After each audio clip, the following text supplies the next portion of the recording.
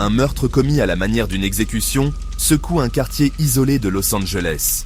Une piste d'argent et de sang mène de Hollywood au Mexique.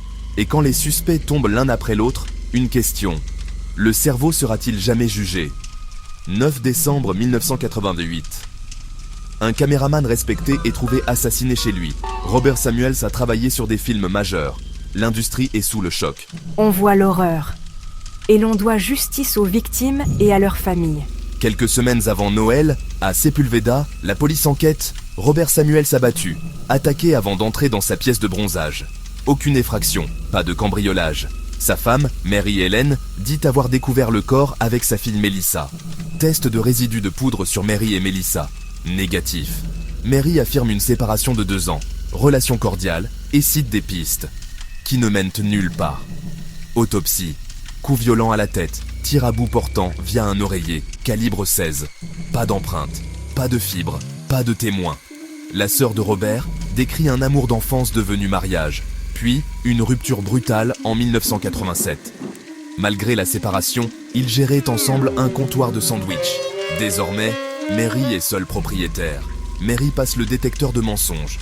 Résultat, elle dit la vérité, selon l'examinateur. Puis l'appel, plus de 600 000 $ d'assurance, hypothèque réglée. L'argent entre en scène, le dossier refroidit. Mais l'intuition ne s'éteint pas, l'histoire vient de commencer. Jane Stevens, amie de Mary, se souvient, une nuit, Mary parle d'éliminer Robert. Elle m'a dit qu'il lui fallait 10 000 $ pour payer un tueur. Jane cite un nom, James Bernstein, employé du comptoir, et petit ami de Melissa. Son nom ne figure pas sur la liste fournie par Mary. Un trou qui intrigue. Au lycée de Melissa, les rumeurs courent. Un tueur aurait été engagé. Un appel anonyme. Mary aurait demandé de tuer Robert. Et un nom tombe. Mike Silva. Silva, casier pour délits mineurs. Il vit en périphérie de LA. Mary, Silva, Bernstein. Des appels à répétition. Mais rien d'incriminant, en apparence. Je sentais que Bernstein détenait la clé du meurtre de Samuels. Mary se plaint au capitaine. Delay la harcèlerait. Sans preuve, l'enquête continue. Un ami de Melissa confirme. Mary a cherché un tueur. Silva serait l'exécutant. Les témoignages s'accumulent. Il faut des preuves matérielles. 5 mois après le meurtre, la première fissure tangible va apparaître. Ici, Ventura County. Nous avons un homicide lié à James Bernstein. Bernstein est retrouvé mort, momifié par le soleil. L'affaire bascule. Autopsie, strangulation, larynx écrasé. Identifier la victime sera difficile. Technique rare, réhydrater un doigt. Bingo, c'est James Bernstein. Mon cœur a fait un bond. Notre témoin clé venait de disparaître. Ventura trouve un indice, une carte d'appel, la pièce manquante. On comprend pourquoi les relevés officiels ne montraient rien. Bernstein appelait via carte. Une demi-heure avant la découverte, un triangle d'appel relie Bernstein, Silva et le comptoir. Dernier jour de Bernstein, des appels depuis chez Anne-Marie Amblay, meilleure amie de Mary. Los Angeles et Ventura unissent leurs forces. Chez Amblay, un sac de vêtements de Bernstein. Elle savait, a aidé et veut parler contre immunité. Amblay désigne Paul Gall et Daron Edwards, payés 100 000 $ chacun par Mary pour tuer Bernstein. 26 janvier 1990, arrestation de Mary Ellen Samuels pour 2 meurtres liés au profit. Gall arrêté. Edwards se rend 5 jours plus tard. On cherche Mike Silva. Impossible. Il a tué sa petite amie, puis s'est suicidé. Melissa ne donne rien de plus. Pas d'accusation contre elle. Tout le monde disait que c'était Mary. Il nous fallait des preuves, pas des rumeurs. Accord passé. Gall et Edwards avouent et décrivent la nuit où Bernstein est mort.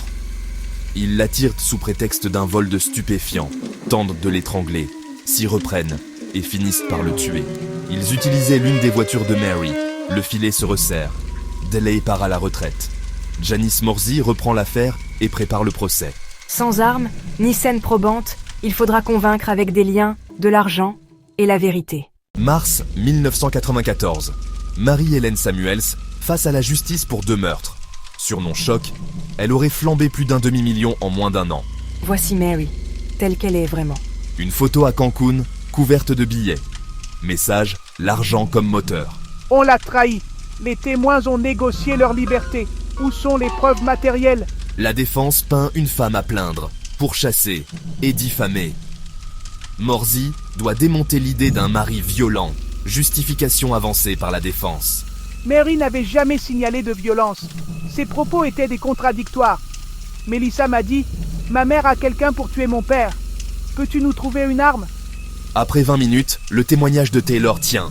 Mary m'a dit qu'elle avait trouvé quelqu'un pour l'aider à tuer Robert. Vous lui deviez 2500 $. Un mobile pour accabler, non? Je dis la vérité. L'argent n'y change rien. Le pager de Bernstein a sonné. Il a rencontré un homme en face. Il m'a dit « C'est Mike Silva, le tueur de Robert. » Le puzzle se précise. Argent, complice, exécutant. Vous verrez un schéma. Pas une coïncidence. Un complot. Paul voulait que le travail soit fait. Il a demandé ma voiture. J'ai refusé. Mary voulait tuer Jim. Elle a dû fournir sa voiture. Immunité en échange de la vérité. Elle savait, a facilité, a aidé à effacer des traces. Amis des beaux jours ou témoins qui se sauvent en chargeant Mary? Gall et Edwards. Aveu contre réduction de peine. Ils promettent un coup facile, puis étranglement chaotique. 2 fois. La voiture? À Mary. Le mobile? L'argent? Le fil conducteur? Bernstein. Mary sait convaincre. Elle a manipulé son entourage. Calme, posé, sans menace apparente. Un masque, selon l'accusation. Morsy prépare une lettre, l'arme rhétorique pour contredire les abus allégués. À l'extérieur, le surnom colle, veuve au billet vert. Le public s'enflamme, mais les jurés doivent juger des preuves, pas des gros titres. Reste à confronter Mary et Melissa, le cœur du procès. Le temps s'étire. La vérité, elle, se rapproche.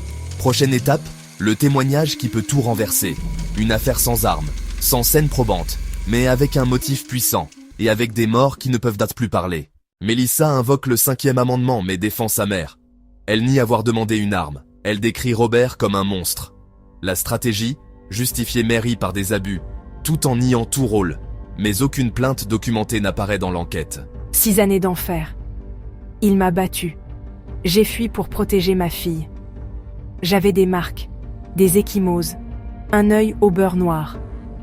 Dans cette lettre, pas un mot d'abus. Pourquoi? L'œil au beurre noir? Une chirurgie, pas une agression, selon l'enquête.